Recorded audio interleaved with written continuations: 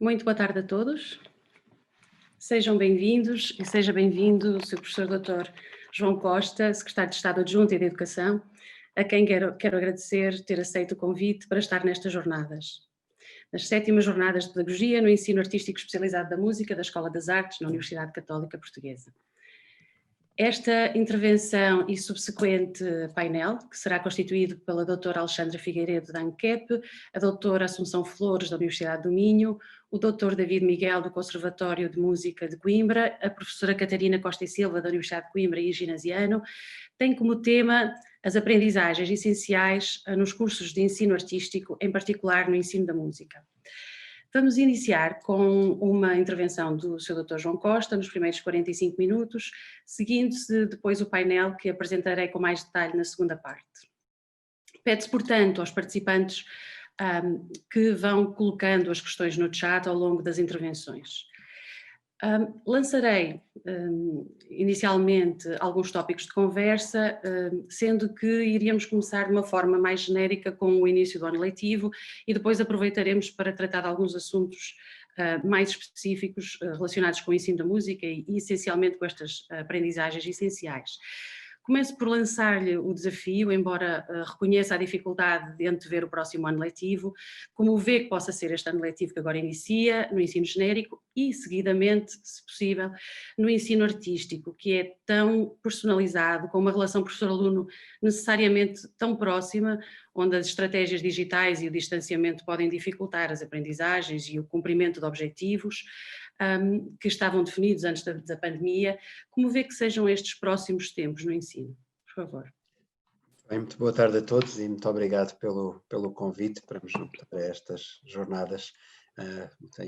Como em muitas, eu olho para o programa e tinha vontade de não estar nas funções em que estou, para poder estar aqui sentado a seguir-vos sempre com atenção.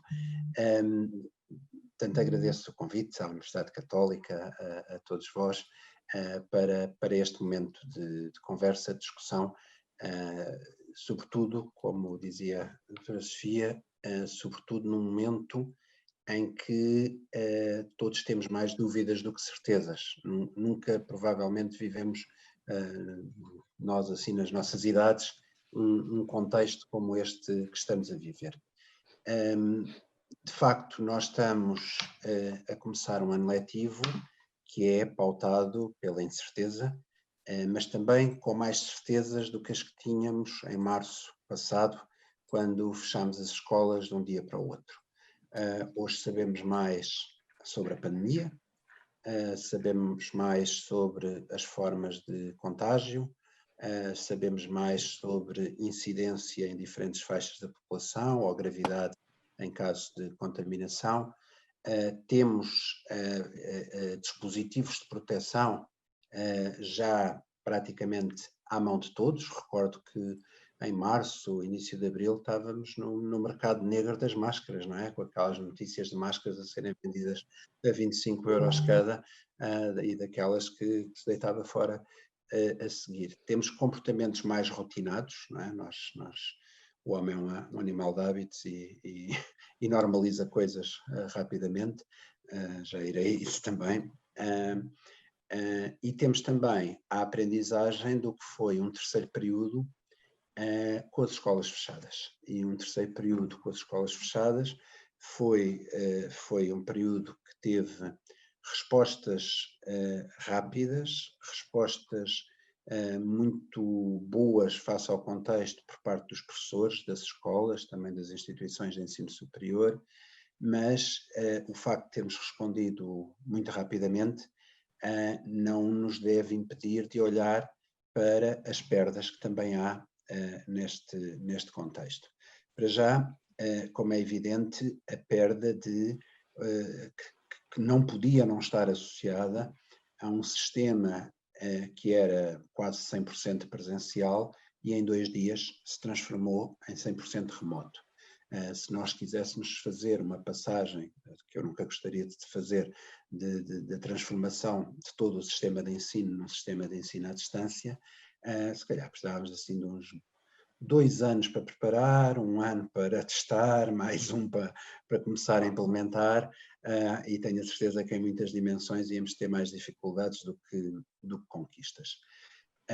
E isso teve também associado a um crescimento muito grande das desigualdades que já marcavam o nosso sistema educativo enquanto preditor do sucesso dos alunos, mas que aqui, com o fechamento das escolas, se agravou muito, e por vezes as desigualdades ficaram centradas no tem computador, não tem computador, mas é muito mais do que isto, porque eu posso ter a melhor máquina do mundo e simplesmente não sair da cama para me ligar às aulas, aos trabalhos, etc. Portanto, há também uma dependência em relação ao contexto familiar, ou até a todo um contexto que há um artigo, acho mesmo que é dos artigos mais interessantes que se escreveu durante o tempo do encerramento, do professor Rui Pena Pires, que acho que se chama a Fábrica das Desigualdades, em que ele mostra o efeito cumulativo de várias destas dimensões. Porque eu posso estar a ensinar à distância e ter um espaço, como eu tenho aqui em casa, este escritório, ou posso estar num T1 ou num T0 a partilhar espaço com outros que estão em teletrabalho, com alunos que precisam da máquina à mesma hora, em que a exposição ao risco, a exposição ao vírus é maior. Tivemos muitos alunos que estão a chegar à escola este ano cujos pais perderam o emprego ou que estiveram em layoff imenso tempo, com perdas de rendimentos, com aumento de stress familiar, e isto, todo este contexto nos mostra o óbvio, não é? Que é, temos de reabrir as escolas, como reabrimos o resto da sociedade, não é? Com cautelas, mas o verão não fechou, não é? Fomos os que são doidinhos por praia, como eu, lá estivemos. E por isso é fundamental para as crianças, para o seu desenvolvimento, que eles possam ir à escola. Porque gerir uma crise destas, gerir uma pandemia, nós somos todos os dias confrontados com os números, que agora estão a crescer em Portugal, como no resto da Europa, mas é gerir sempre equilíbrios muito difíceis, porque sentimos sempre que não sabemos exatamente para onde é que isto vai evoluir. E por isso temos também de ter duas humildades. Uma é a humildade de saber que, como escrevia o Dr. Gustavo Carona num artigo muito interessante no Público esta semana, que dizia Covid-19 resistir à estupidez, e no fundo a mensagem é: há ciência o que é da ciência, ou seja, não somos nós que somos professores ou especialistas em educação ou especialistas nas artes. A minha opinião sobre mecanismos de proteção vale zero, não é? Porque a pandemia evolui, e também, quando falo de equilíbrios, falo de uma outra humildade que temos de ter, que é não só confiar na ciência, mas também estarmos sempre disponíveis para alterar decisões, alterar procedimentos, porque o conhecimento sobre a pandemia vai evoluindo diariamente. Publicam-se artigos em revistas de medicina, de saúde pública, etc., às centenas diariamente. Portanto, nós temos de ir acompanhando, temos de ir recebendo as instruções que vamos recebendo, mas também, como eu dizia, nos tais equilíbrios, estamos a equilibrar a mitigação dos efeitos de uma doença. Há aqui, em primeiro lugar, uma questão de saúde pública, mas tem de ser equilibrada com outras doenças, e as outras doenças aqui estou a falar do impacto em termos do desenvolvimento das crianças e dos jovens. Mesmo indo à escola, há dimensões que nós não sabemos ainda avaliar e que provavelmente até pode ser possível rever, se as condições sanitárias assim e o conhecimento sobre a saúde assim o ditar. Mas, por exemplo, nós hoje temos meninos a ir para a escola pela primeira vez com 3 anos que não veem a boca da sua educadora. Não veem os seus sorrisos, não veem uma série de dimensões. E isto não são pormenores, isto são questões que têm impacto na vida das crianças. No ensino de música também, não é? Agora vou... Mais ainda. Exato. Tem um impacto maior ainda mais. Vou aqui ao vosso lado e ao lado de todo o ensino que é mais performativo. e ali a doutora Alexandra depois poderá falar, quando eu já não estiver entre vós, Muito bom. de toda a parte dos cursos profissionais e dos cursos de artístico especializado, porque não dá para fazer à distância, não é? Eu não faço uma classe conjunta à distância. Não, e algumas das medidas que estão a ser tomadas pelas escolas de ensino artístico são, obviamente, para colmatar o facto dos alunos terem que tirar a máscara para tocar instrumentos de sopro ou para cantar, é colocar biombos entre o professor e o aluno, ou seja, isolar duas áreas da mesma sala, o que mesmo assim não vai colmatar detalhes que são inerentes à aprendizagem e ao ensino de música. E nós vemos ainda hoje de manhã o diretor, o Dr. José Francisco Dias dizia, o diretor da escola de Mirandela dizia que há muitos pais com medo, muitas crianças que não estão a ir à escola porque os pais estão a retardar a devolução das crianças ao ensino artístico. É óbvio que, de certo modo, já me respondeu a esta pergunta, mas existirão medidas específicas para este ensino ou prevê que venham a ser desenvolvidas medidas específicas para colmatar este tipo de dificuldades? Bom, vamos ver. Nós, tanto no ensino profissional como no ensino artístico, nós temos realidades muito, muito específicas. O que é verdade para o curso de soldadura não é verdade para o curso daquela, como é que se chama, Alexandre, os que fazem as montras de vitrinista, não é? E o que é verdade, mesmo dentro do ensino artístico especializado para a dança, pode não ser verdade para a música, e dentro da música para diferentes instrumentos, não é? E até em diálogo que eu tive com vários diretores de escolas que têm ensino artístico especializado, discutimos muito, e depois eu discuti com os meus colegas da saúde e com a ANCAP, qual era, que tipo de orientações é que se podiam dar. E aquilo que nos fomos apercebendo foi que orientações que abarcassem esta diversidade seriam sempre orientações genéricas e que não iriam mais longe do que aquilo que já temos, não é? E nessa medida, o trabalho que fomos fazendo com as escolas nós neste momento sabemos que estamos a viver com o vírus.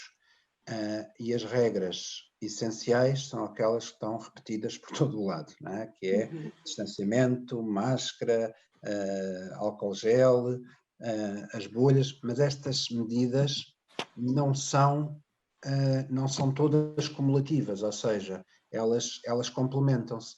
Eu hoje de manhã fui ao supermercado e quebrei a minha bolha, digamos assim, porque estive lá com uma série de pessoas que nunca tinha visto na vida, tirando as meninas da caixa.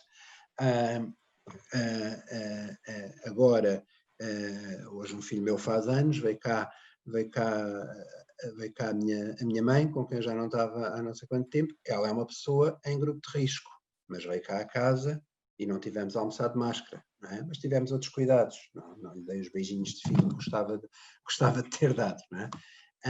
E assim também é nas escolas, ou seja, no vosso caso concreto do ensino artístico, há dimensões que não vão poder ser trabalhadas normalmente, tal como numa aula de português, também há uma série de questões do trabalho de grupo, etc.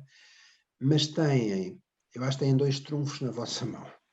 Um é serem, por natureza de quem são e do que fazem, super criativos, não é? Eu lembro da diretora do Conservatório de Lisboa dizer: eu já resolvi o problema dos instrumentos de sopro, tenho umas cortinas transparentes, o professor está de um lado, o aluno está do outro e funciona tudo bem. E eu disse: olha, aquelas coisas que eu nunca me lembraria, mas que também, repare, pôr isto numas orientações também era estranho, não é? Porque depois há outro trunfo que têm, que é, como dizia no início, vocês têm muito mais ensino individualizado do que nas outras áreas todas. E o ensino individualizado tem esta vantagem, é de 1 para 1, em determinados momentos pode ter uma distância maior, dentro do espaço onde estão, podem assegurar uns 2 metros de distância com muito mais facilidade do que noutros contextos.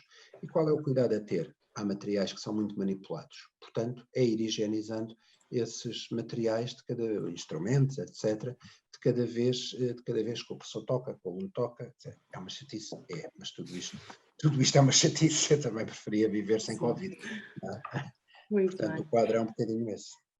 Muito bem, obrigada por esta contextualização e agora se calhar focávamos um pouco mais dentro dos documentos de orientação base das aprendizagens essenciais, se bem que, por um lado, pode tocar também com o que acabámos de estar a falar, que é, poderá estas aprendizagens essenciais dar-nos uma fasquia daquilo que é o que temos que concretizar no imediato, portanto, coloca-nos se calhar numa base de conseguirmos ter uma percepção clara e rápida do que, no mínimo, eu sei que a palavra mínimo arrepia as pessoas que estão a falar de aprendizagens essenciais, mas mesmo sendo polémico, utilizo-a no sentido da pandemia, garantirmos isto como o que temos que concretizar, apesar destas dificuldades todas, destas estratégias todas.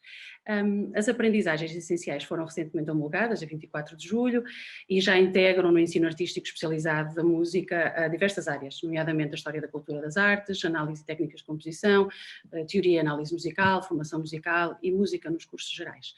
A concretização destas competências essenciais no perfil dos alunos à saída da escolaridade obrigatória foi desenvolvida, como sabemos, porque é público, a partir de documentos curriculares existentes, com base na auscultação feita às escolas no ensino artístico e por profissionais.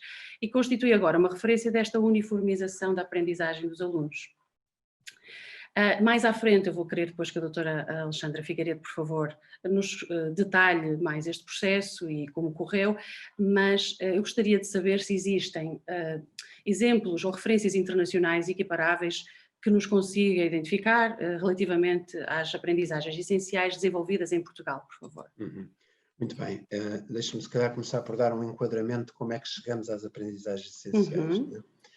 Nós começámos em 2016, primeiro por um processo de auscultação muito alargado às associações de professores, sindicatos, diretores, alunos.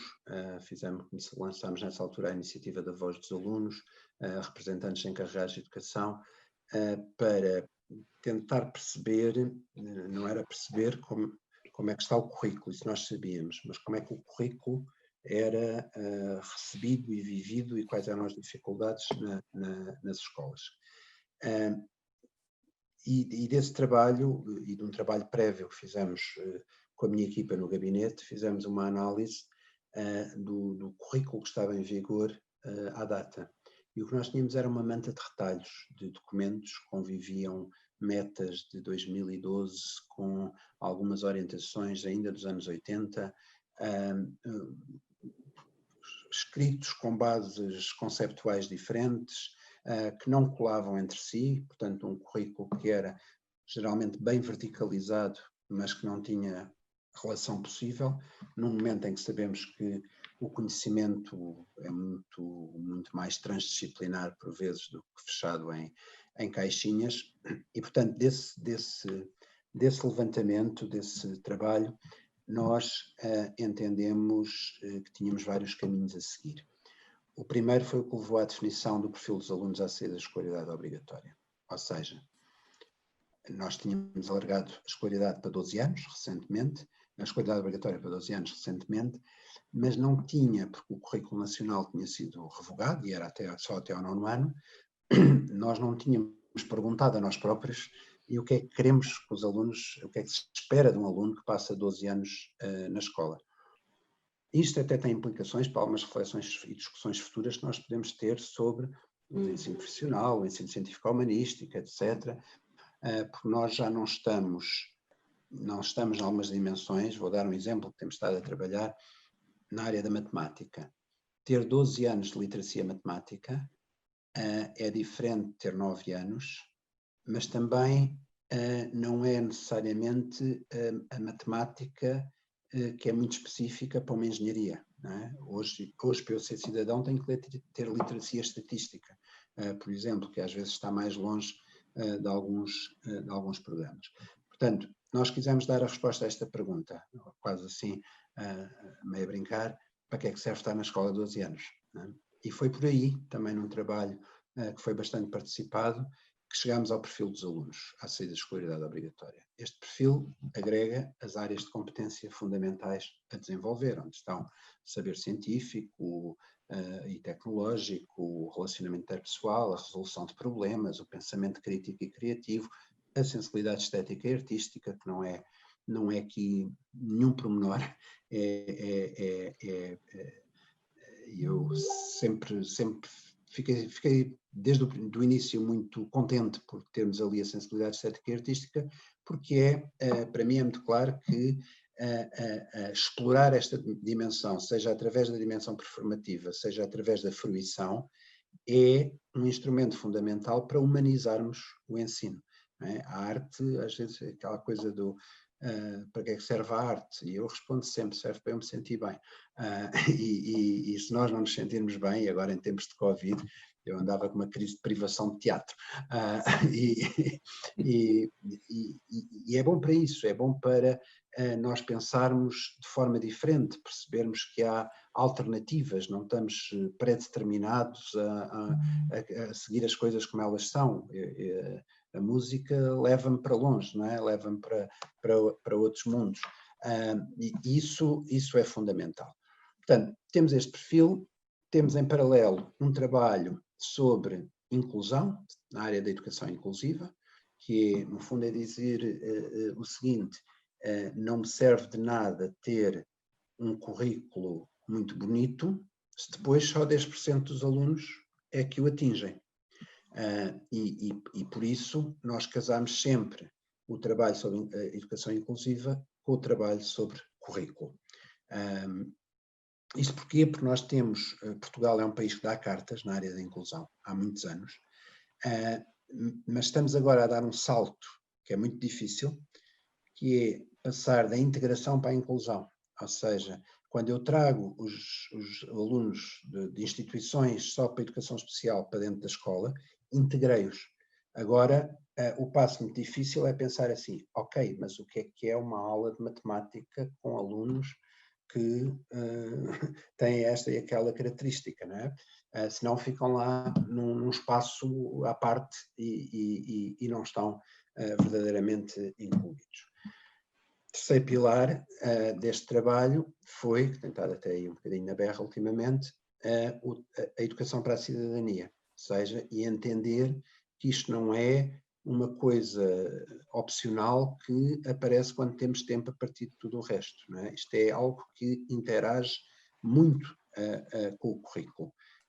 Quantas vezes, voltando aqui à questão das artes, quantas vezes nós nos sensibilizamos para um determinado tema após a leitura de um livro, após a ida a um concerto, a visualização de um filme, etc. E percebemos, de facto, volto outra vez a bater na mesma tecla, a arte permite-nos não ter uma visão meramente utilitarista do outro e da sociedade, e até quando tocam em conjunto percebe-se que nós precisamos todos uns dos outros se não desafiamos, e isso é cidadania. Ora, com isto tudo, com estes objetivos todos, também algo que fomos ouvindo sempre foi, isso é bonito, mas com os programas como estão, não conseguimos, porque são demasiado extensos. E os programas não serem extensos, por si só não é um problema, não é? Eu podia dizer, ok, alarga a escolaridade obrigatória até aos 45 anos e cumprimos tudo o que está ali. O problema é o que a extensão dos programas estava, em certa medida, porque este é um trabalho que vai sendo monitorizado e isso está previsto, para sabermos se estamos a dar resposta ao problema, é o que esta extensão impede de fazer. E ela impede, em primeiro lugar, a inclusão. Ou seja, com um programa demasiado extenso, se um aluno tem mais dificuldades, vai ficando para trás, porque eu não tenho tempo. É aquela coisa de não ter tempo para chegar e ele não acompanha. Olha, não dá. Isto tem que ser os cavalos a correr e os meninos a aprender. Se o menino não aprende, o cavalo continua a correr. E isso foi das coisas mais sinalizadas pelos próprios professores e que obriga a este trabalho de encolhimento do programa.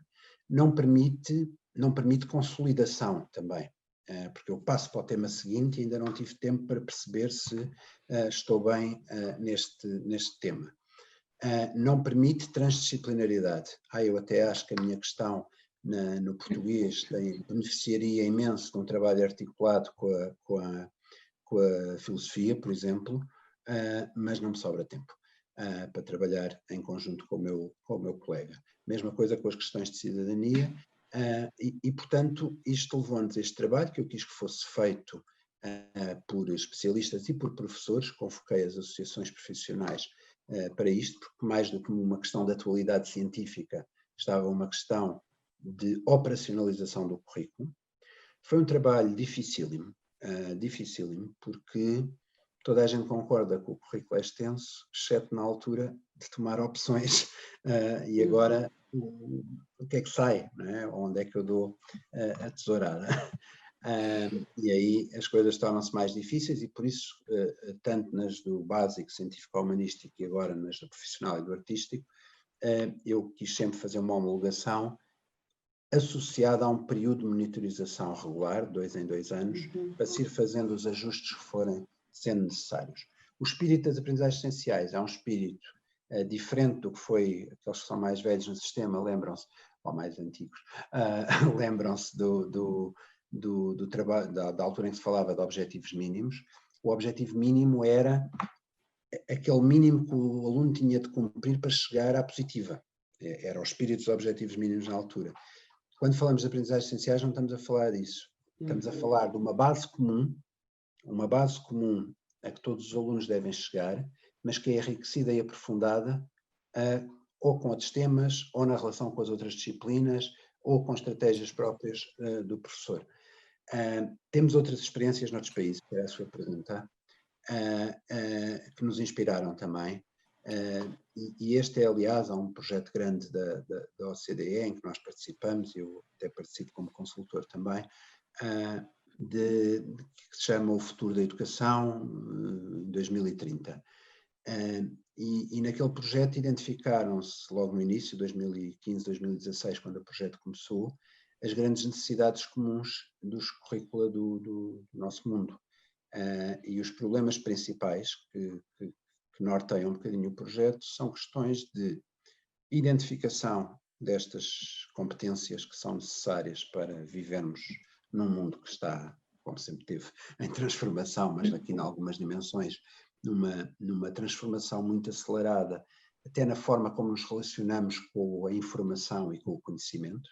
Nós temos hoje informação muito disponível, o que não significa que tenhamos conhecimento muito disponível. Eu ando há cerca de 1 ano e meio, não me sei, acho que todos os dias penso nisto, que o grande crescimento dos terraplanistas pelo mundo está associado, eles identificam a sua fonte de conhecimento como o YouTube. Portanto, não é por estar na internet que é verdade, isto é muito desafiante para os sistemas educativos. Depois esta gente organiza-se e quer já que o terraplanismo e o heliocentrismo sejam apresentados como alternativas para os alunos escolherem depois com qual é que se identificam. Bem, isto já está a acontecer pelo mundo. Portanto, essa é uma questão. Estamos a formar alunos para quê? Em que áreas? Segunda questão é o que se chama o hiato temporal. Isto é uma questão que é muito premente para as áreas mais científicas, como nós temos uma aceleração da produção científica e tecnológica, quando nós, os expertos todos dos países, finalmente consensualizamos um currículo, já o conhecimento evolui. Isto no ensino profissional, e por isso é que também a Alexandra depois poderá falar sobre isso, está a ser feito um trabalho sobre o catálogo de qualificações. Isto é muito evidente no ensino profissional, que eu tenho um referencial para formar alunos de sistemas de programação, por exemplo. Mas esse referencial foi feito para uma realidade que já não é aquela que a empresa vai precisar quando o aluno está formado. Portanto, nós queremos introduzir bastante flexibilidade no catálogo de qualificações para permitir que os alunos ou que as escolas possam ir atualizando estes programas. A outra dimensão que temos nesse projeto, há uma que é muito difícil de trabalhar, que é que valores na educação, e nós estamos ali sentados lado a lado, países como Portugal e a Polónia, que neste momento divergem bastante em termos de de alguns valores, portanto é uma área complicada. E a outra é aquilo que se chama o problema de curriculum overload, que aqui em português se diz obesidade curricular. Isto é um problema encontrado em todos os países, praticamente. E há outros países que ou fizeram ou estão a fazer o nosso caminho também, até às vezes inspirantes no caso português. Exemplos disto, o estado de New Brunswick, no Canadá, a Coreia do Sul também fez este caminho, a Irlanda. Há trabalho também feito, estou agora aqui a pensar de cor, há trabalho também feito numa das partes da Bélgica, mas agora não sei precisar qual é, mas há sobretudo um movimento a nível global de discussão destas questões, que são muito, muito difíceis. Portanto, nós aqui começámos pelo básico e pelo secundário científico-humanístico e tínhamos desde o início a ambição de chegar ao ensino artístico, ao ensino profissional. Sempre cientes das dificuldades de que é fazer este trabalho e também interessados nisto, em ter, nós agora temos um currículo que do primeiro ano ao 12º está assente em documentos uniformes.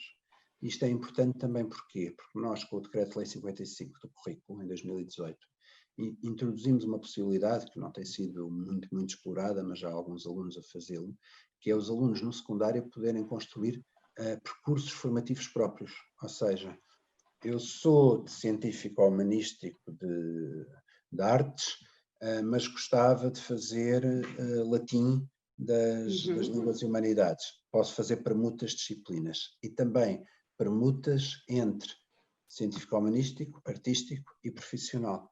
Ora, tudo isso é muito mais difícil se nós não tivermos documentos uniformes em termos curriculares. Só mesmo para terminar,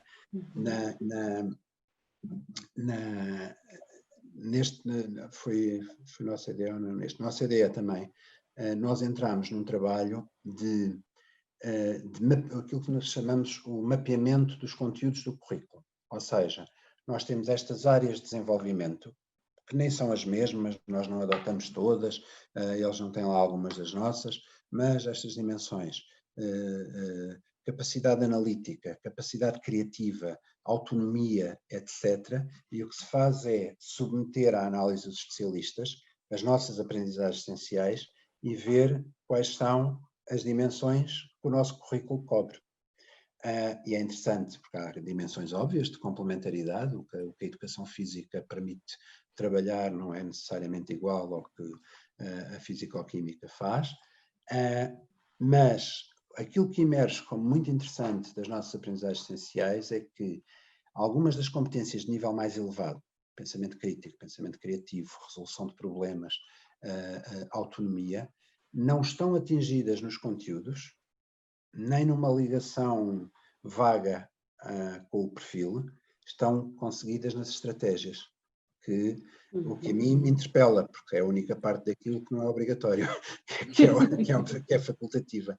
Mas isto chama-nos muito a atenção que não basta ter documentos se a operacionalização em termos pedagógicos não tiver a intencionalidade de responder a estes desafios todos.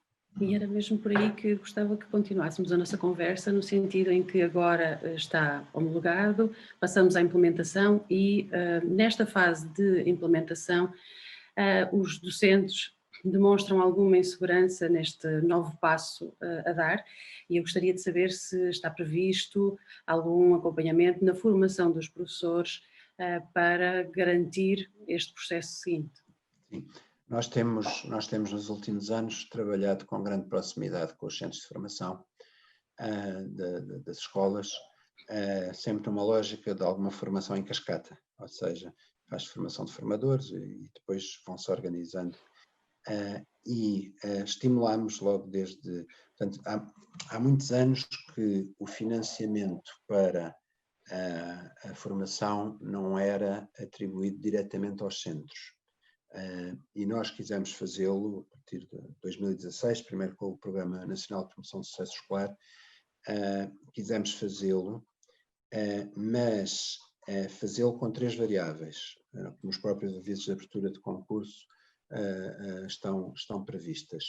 Uma é termos garantias da qualidade da formação, e por isso privilegiamos parcerias com instituições de ensino superior, com especialistas, com sociedades científicas, etc. E isso tem acontecido bastante por todo o país. Aí a Universidade Católica tem estado em muitos projetos de centros de formação, por exemplo. Uma outra dimensão é o impacto, ou seja, se a formação não é aquela formação toca e foge, eu vou lá umas horas e depois volto à escola e as coisas continuam iguais, né?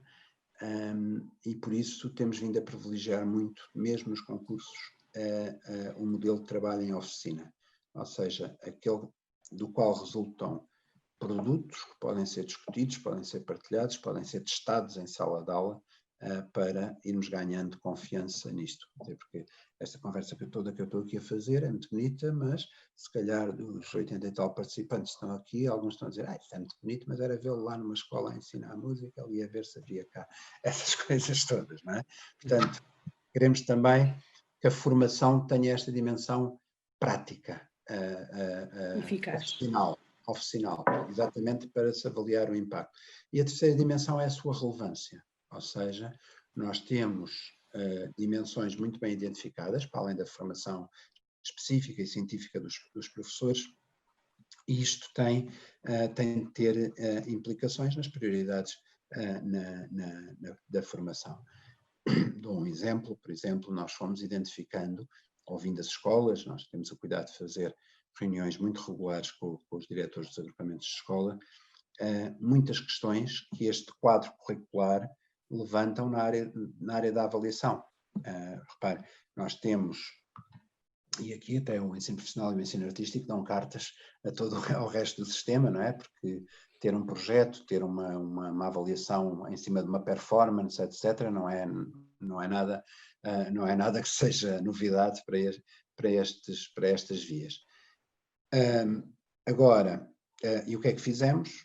Criámos um projeto grande, o projeto Maia, na área da avaliação, trabalhar com os centros de formação, com pessoas indicadas pelas escolas, mas sempre com produção de textos, produção de instrumentos, aplicação em sala de aula, exatamente para cobrir uma necessidade que foi identificada numa perspectiva bastante bottom-up, ou seja, a partir das bases das escolas e dos professores. E, portanto, também aqui agora com estas, depois a Alexandra se calhar terá algumas coisas a adiantar, mas também a ANCAP está a prever formação na área das aprendizagens essenciais. E olhando numa perspectiva um pouco diferente, como será feita a monitorização depois de todo este processo perante as escolas, ou seja, da implementação destas aprendizagens neste contexto? Sim, nós temos há uma monitorização que é aquela do costume, que é olhar para os resultados, olhar para as taxas de abandono, de sucesso, etc., que são indicadores mais estatísticos, né?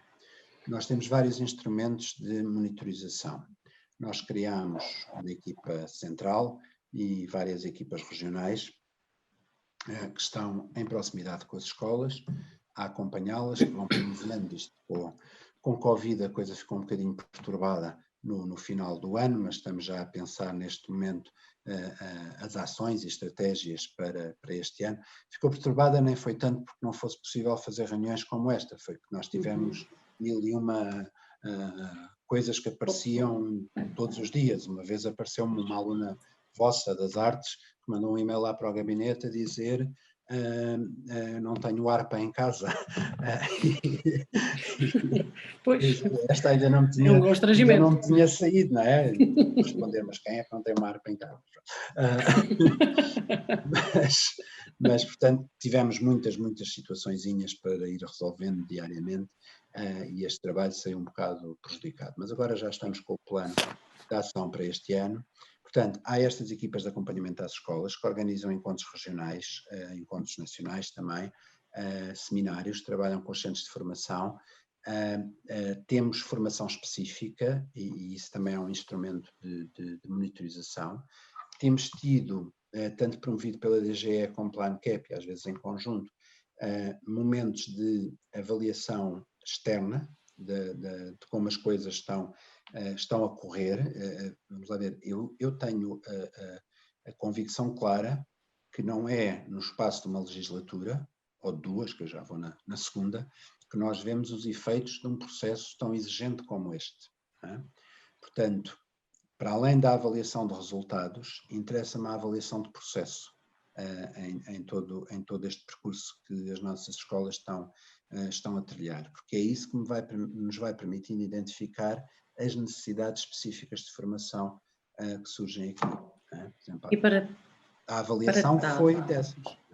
Sim, e para tal eu ia só indicar que hoje de manhã tivemos um painel sobre redes de escolas e que achamos que é mesmo fundamental que hajam redes de escolas também com acompanhamento público, mas estamos a fazê-lo através da Universidade Católica, de forma a poder auscultar diretamente com as escolas essas necessidades também de formação e depois interagir todos em conjunto. Portanto, poderá ser também uma estratégia para virmos a definir a formação contínua de professores. É absolutamente fundamental. Estas equipas regionais tentam criar estas redes e algumas até já estavam criadas. Por exemplo, a área do ensino artístico é uma área que se conhece bem e que trabalha bem em conjunto. Tínhamos a rede de escolas TAPE, tínhamos redes de escolas no âmbito da ciência viva, etc. E é isso também que estamos a fomentar. Estas jornadas de que eu falava há pouco, são tipicamente jornadas em que os serviços do Ministério têm mais uma participação organizadora do que propriamente interveniente. E o que temos feito é convidar professores, alunos, direções, para mostrar práticas. É aquele velho princípio que se eu tiver uma boa ideia e se eu tiver uma boa ideia, ficamos cada um com uma, se partilharmos temos os dois duas. E isso tem sido muito interessante ver, estar nessas reuniões por vezes, nesses seminários, eu tenho tentado acompanhar alguns pessoalmente, e é aquilo que é um problema e uma dificuldade na minha escola, já houve uma forma de ultrapassar na escola do lado. Né? E nós temos tido, na nossa história recente, e por via de coisas que eu até sou muito crítico, os rankings que saem nos jornais, etc., em algumas zonas a falta de alunos, temos tido as escolas muito fechadas sobre si próprias, em lógicas muito competitivas. E nós não avançamos nessa competitividade que ainda por cima não serve rigorosamente para nada. Avançamos e desenvolvemos muito mais em tudo na vida, em colaboração e em cooperação. Portanto, é isso que também temos vindo a dinamizar. Eu ia só interromper pedindo ao público se pretender colocar questões que eu faça entretanto. Eu vou continuar a colocar as minhas questões, mas se tiverem interesse, por favor, agradeço que o façam, tendo em conta que dentro em breve terminaremos a nossa intervenção e depois continuaremos com o painel, mas se for especificamente para o Dr. João Costa, agradeço que o coloquem agora. Eu penso que também, e não sei se concorda comigo, que é importante ressalvar a autonomia das escolas e a real função facilitadora deste documento. Eu penso que há muitos professores que neste momento se encontram intuitivamente a ensinar da forma correta, mas que isto aqui nos garante que é uma uniformização e, portanto, que isto é para facilitar nas áreas do ensino artístico todo este patamar equiparável. No entanto, na área da música nós colocamos sempre também uma outra variável em cima de tudo isto, que é como estimular e como promover o talento dos nossos alunos, porque se nós colocamos, é essencial saber isto, mas temos um músico ou um aluno que é talentoso e que de facto pode ir muito além disso, eu sei que isto são as essenciais, mas de que forma é que nós podemos promover, onde é que se define esta fronteira entre os alunos, por exemplo, que querem seguir música e aqueles que querem apenas completar o curso profissional, o curso secundário artístico. Portanto, como estimular este talento? Certo. Bom, há aqui uma parte que eu não falei deste puzzle curricular que temos vindo a construir, que são os instrumentos de flexibilidade e de diferenciação. E é aí que isto entra, ou seja, o facto das aprendizagens essenciais darem, eu aqui há 2 anos, quando as apresentava, dizia que as aprendizagens essenciais eram uma espécie de refogado, não é? Na cozinha portuguesa, ou no Pós do Norte, um estrugido, não é? na cozinha portuguesa, que é a base de grande parte dos nossos pratos, mas se nós formos só comer o refogado não chega, não é? Portanto, as aprendizagens essenciais têm este estatuto de refogado curricular, ou seja, está ali essa base comum, mas depois, em cima disso, cada escola, cada professor, cada turma, de formas diferenciadas para diferentes alunos na turma, isto tem de ser complementado para o refogado se transformar em prato, não é?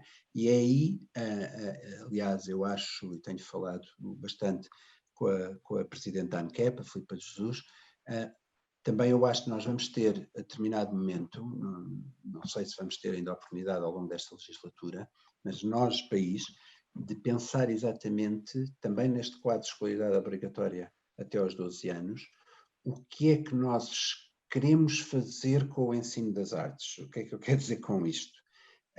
Há um ensino que é especializado, é para formar artistas, que depois vão continuar a sua vida como artistas, mas há alunos que podem querer ter um complemento musical.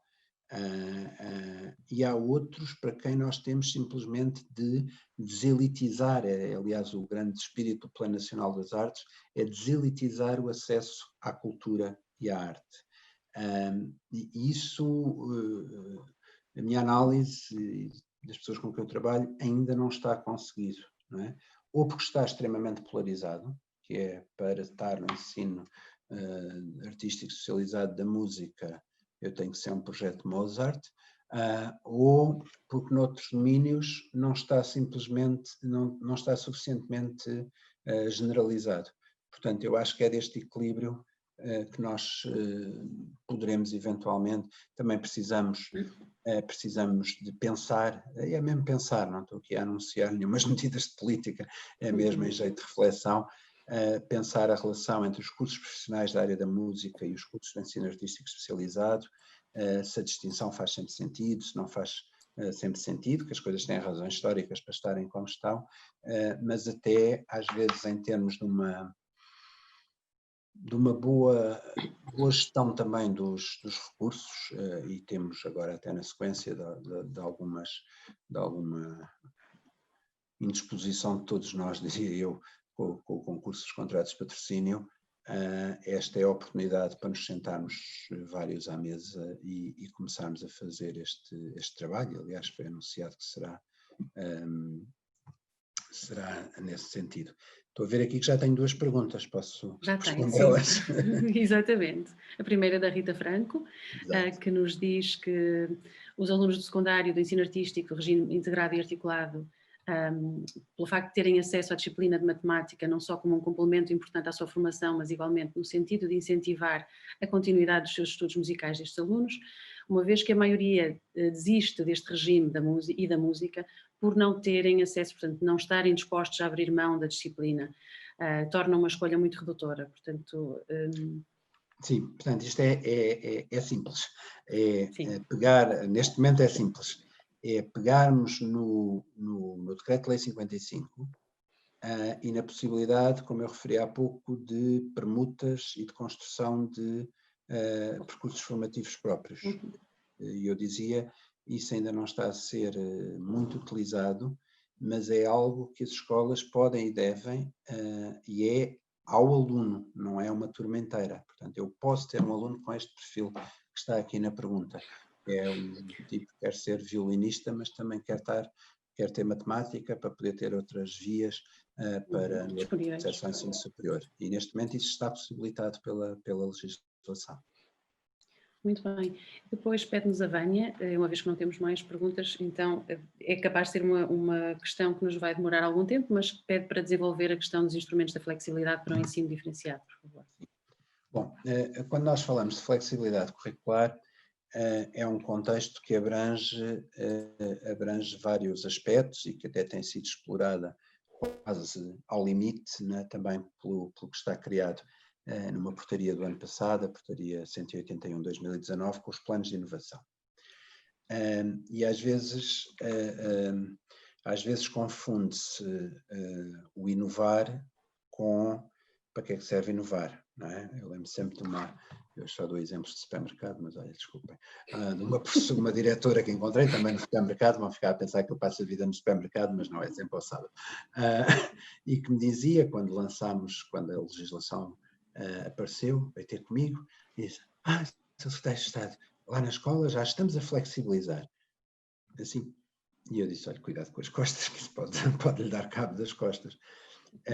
A flexibilidade é um instrumento, não é um fim. E é um instrumento para quê?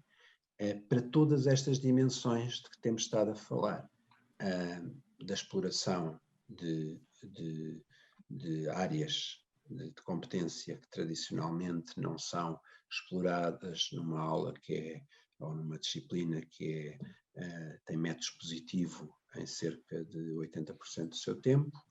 É um instrumento que nos permite derrubar as barreiras entre disciplinas e fazer fusões. Há escolas que neste momento trabalham, por exemplo, a matemática e a físico-química como se fosse uma disciplina só, com os professores a trabalhar em equipa, ter tempos partilhados, ter aulas que acontecem em regimes diferenciados, como, por exemplo, turmas organizadas, aquilo que se chama as turmas de contiguidade, que é do 7º A ao 7º E, o conjunto de professores destas turmas é exatamente o mesmo. E o que é que isto significa? Significa que estas turmas podem ser geridas em conjunto. E há uma semana em que eu identifico que nas 4 ou 5 turmas há alunos que estão com mais dificuldade na escrita e juntos, num momento, para fazerem um trabalho de incidência sobre a escrita, enquanto os outros estão na sala ao lado a trabalhar a leitura, porque estavam com algumas, porque se identificaram questões de gosto pela leitura. E é aqui que entra a diferenciação, não é? Também é instrumento, como dizíamos, para a inclusão. Eu recordo sempre, tenho pena de ter perdido o rastro desta professora, porque nem me lembro do nome nem da escola, mas recordo sempre, e dou muitas vezes como exemplo, um testemunho de uma professora numa sessão que disse, eu tinha um aluno com multideficiência numa cadeira de rodas, que passava grande parte do tempo na unidade e tinha muito pouco contacto com os colegas. Eles só ouviam no intervalo e não lhe ligavam, né? E ele também não reagia muito aos colegas. E ela era professora de Físico-Química, 8º ano, e disse que o queria ter em todas as aulas. E então, sobretudo na parte da física, pressão, velocidade, não sei o quê, todo o programa foi desenvolvido em torno da cadeira de rodas que ali estava. O que é que aconteceu? Os miúdos aprenderam imenso porque estavam ali motivadíssimos, não é? Era uma coisa muito prática, muito de pôr a mão na massa, e o outro miúdo via-se por vezes que ele gostava de estar ali, em contacto com os outros. Portanto, todos cresceram, não só na físico-química, mas também nestas dimensões. E flexibilizar o currículo é isto, é poder explorá-lo desta forma de diferenciação. No vosso caso concreto, a questão que há pouco era levantada era, eu tenho alunos com ambições, talentos, percursos que podem ser mais explorados aqui ou ali. Pois é para isso mesmo que servem as aprendizagens essenciais. É exatamente para ter o tal refogado e a partir daí, e vocês têm esta vantagem de ter turmas mais pequenas ou turmas mesmo individualizadas, onde eu posso adaptar e levar mais longe o currículo ou não o levar tão rápido em função do perfil do aluno que está ali. E é aqui que depois geralmente surgem as grandes dúvidas sobre avaliação, não é? Que é, então, e este tem um 20 por comparação com o outro, ou tem face àquilo que eram as suas metas individuais. Isso tem de ser consensualizado em escola, não é? Porque um dos problemas da avaliação é nós confundirmos muitas vezes justiça com igualitarismo. Eu dou sempre o meu exemplo de coxo, eu ando de bengala há 3 anos, portanto se eu fizer uma corrida ali com a Alexandra, já sei que a Alexandra vai ganhar, porque porque ela não tem a bengala, corre depressa, é elegante, e aqui podemos perguntar, é justa esta corrida? Não é, mas é igualitarista, não é? Isto são assuntos difíceis, são temas muito difíceis e que requerem também reflexão. Claro que sim. Há aqui uma questão que vem no seguimento do que estávamos a falar e depois as outras vão um pouco mais na direção do contrato de patrocínio. Portanto, se calhar terminávamos apenas respondendo aqui ao Pedro Santos, que nos pergunta, ao nível da operacionalização das turmas e dos horários, como é que se pode ultrapassar esta dificuldade na construção dos percursos formativos próprios? Pronto. O espírito que está ali na legislação é um bocadinho o espírito que existe no ensino superior, não é? Que é, eu quero frequentar uma cadeira do outro departamento, tenho que ver se tenho horário, se tenho vaga, e a possibilidade está aberta, não é? Quanto mais isto for conversado dentro da escola, e mais a escola toda e o agrupamento se tornar consciente desta possibilidade, mais os horários podem ser construídos para dar a resposta a isto. Recordo uma escola que logo no primeiro ano passou a ter uma organização de horários no secundário, em que aquilo que era geral estava arrumado, por exemplo, de manhã, e o que era específico estava arrumado à tarde. Isto facilitava estas trocas, não é? Agora, aqui nunca há regras muito generalistas, porque vai depender do tamanho da escola, do tamanho das turmas, se estão lá num sítio do interior onde são pouquíssimos alunos, mas, por exemplo, também estamos a explorar isto no Alentejo, em particular. A delegada regional tem ideia, tem estado a pensar num desafio que lhe lancei, que é, nós muitas vezes, em zonas infelizmente muito desertas do Alentejo, há dificuldade em formar uma turma de científico-humanística e outra turma de profissional. Então o que nós estamos a tentar fazer é turmas mistas de científico-humanística e profissional, explorando exatamente aquilo que as aprendizagens essenciais nos dão, como bases comuns para os dois percursos. Muito bem. Depois temos aqui, relativamente ao contrato de patrocínio, a Ivone Ribeiro e o Gustavo Martins, que nos colocam. A Ivone pergunta-nos se o contrato de patrocínio adicional será para outubro, gostaria de confirmar se a existência ou não desta oferta adicional, desta forma se vai ocorrer, e o Gustavo Martins, que penso que está a confirmar a urgência no processo de financiamento claro e célere, de forma a que as escolas possam usufruir com maior estabilidade e funcionalidade e melhorar a oferta educativa. Penso que fiz um resumo entre as duas e que temos uma outra participante que também vai de encontro a esta questão do financiamento e eu posso a seguir filtrar, por favor. Muito bem. Bom, eu aqui não vou entrar em grandes pormenores, até porque a gestão destes concursos não está na minha Secretaria de Estado, mas acompanhei, até porque tivemos uma reunião com diretores das escolas artísticas, em que também o assunto foi sendo apresentado e em particular uma diretora, a doutora Cristina, fez-me sempre chegar as suas preocupações e eu pude ir acompanhando e obviamente o Ministério é só um, não é? Portanto, uma questão que é de outra Secretaria de Estado ou do Gabinete de Ministro também é minha, que tal como as minhas também são. Portanto, do que eu sei, sim, o concurso está previsto para outubro, não é? Mas estou a dizer do que eu sei, porque não fui verificar se houve agora algum obstáculo pelo meio ou não.